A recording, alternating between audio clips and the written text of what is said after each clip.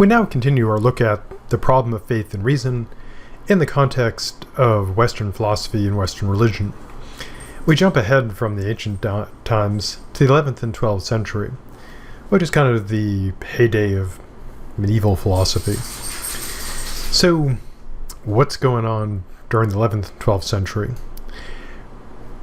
Well, the problem of the relationship between faith and reason remained, and a variety of positions were held during this time. And the reason why we're looking at the 11th and 12th century is because we see the laying down of kind of positions that still hold to this day. And these cover most of the possible positions. So the first approach is to take reason as predominant. So some thinkers had confidence in reason and let it guide their faith. This includes such dead thinkers, they were dead at the time of course, as John Scotus Erigena, the famous Rosellin, and of course the famous Abelard. Interestingly enough, and definitely not a coincidence, all three of these people had their works and theology condemned by the church. The other option, of course, instead of having reason as predominant, is to have faith as predominant. Now, around 1000, there were reforms of the monasteries in Europe, and this led some people to regard reason as dangerous. For example, Peter Damian, no relation to Damien of the Omen, born around 1007, died around 1072, still dead today, warned people against, to quote him, the blind foolhardiness of these pseudo-intellectuals who investigate non-problems. And those words, even though they were spoken, long ago, you could still hear someone screaming them on YouTube today, attacking philosophers or, scientists or pretty much anybody they don't like. Now, his criticism, of course, also extended to this. He regarded people who were trusting logic as presuming to diminish the power of God and to accept, to quote him again, arguments based on the meaning of words. And again, even though he's around, about a bit less than 1,000 years ago, these criticisms, if they can be called that, or insults, would still be, right on mark, right at home today, yelled on YouTube at philosophers or other people who like reason.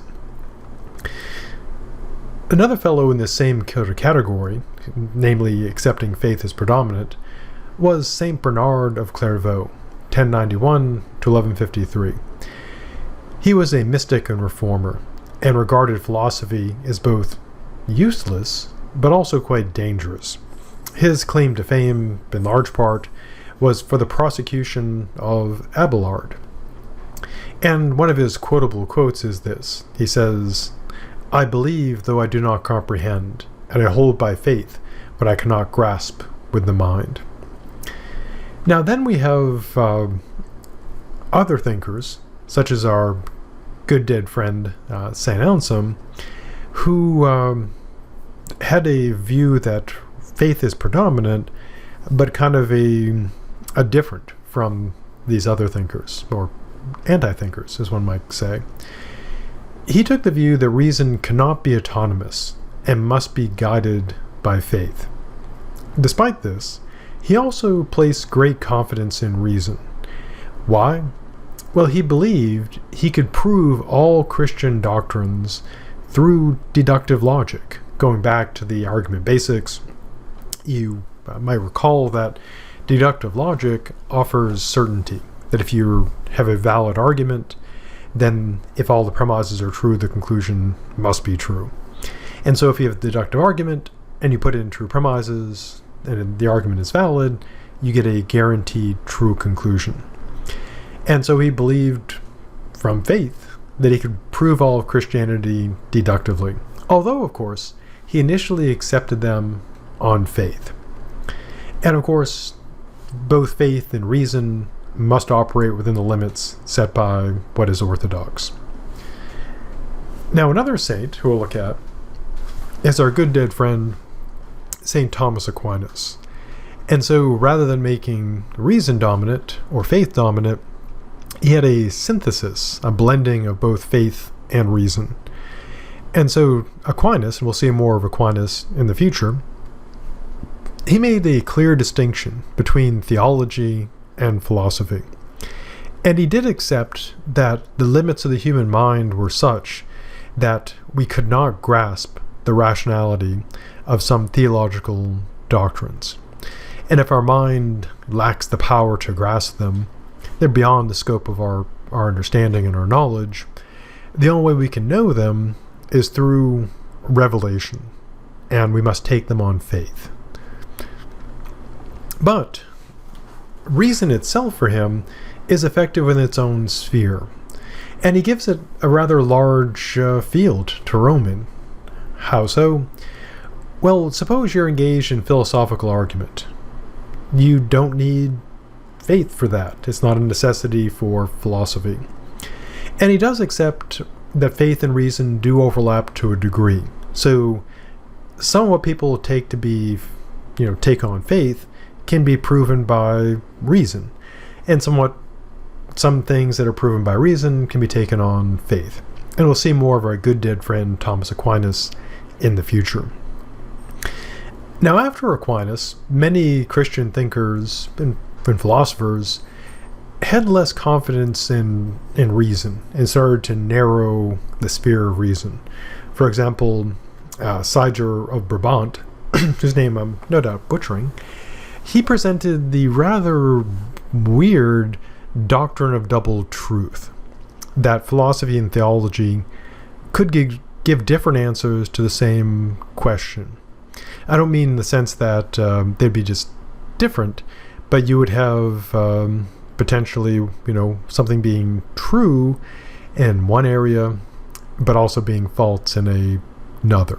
And so the notion of double truth, kind of interesting notion.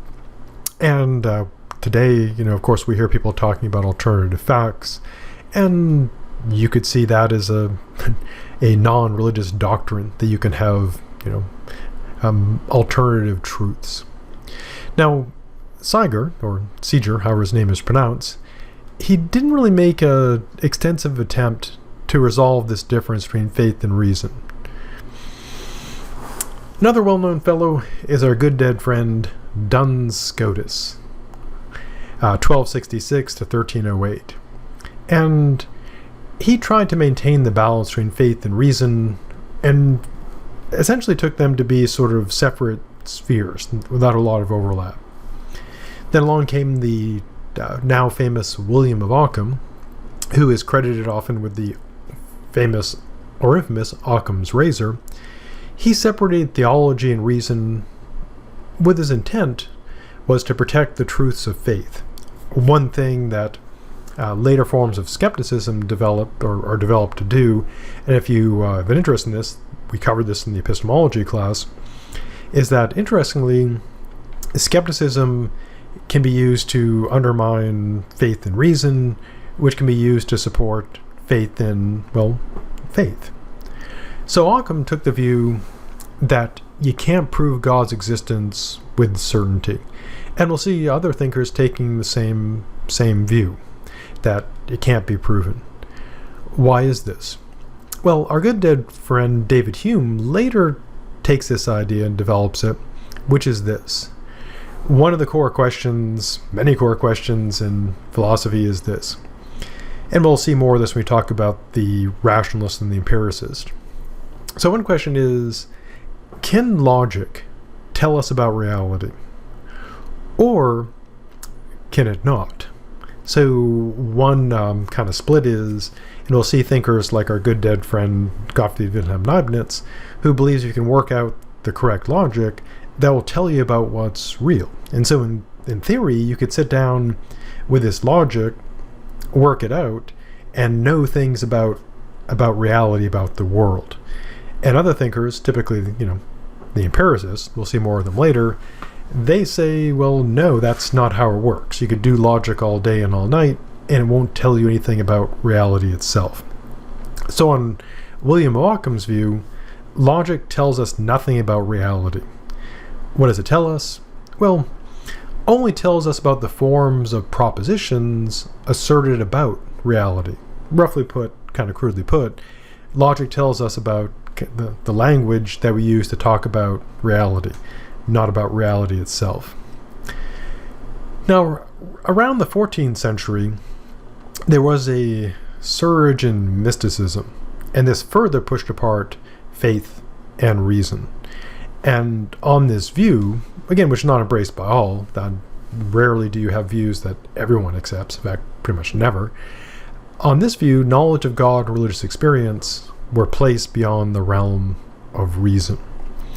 Next, we'll go to sort of the main focus of philosophy and religion in the West, which is, of course, God. Questions about God's nature and God's existence.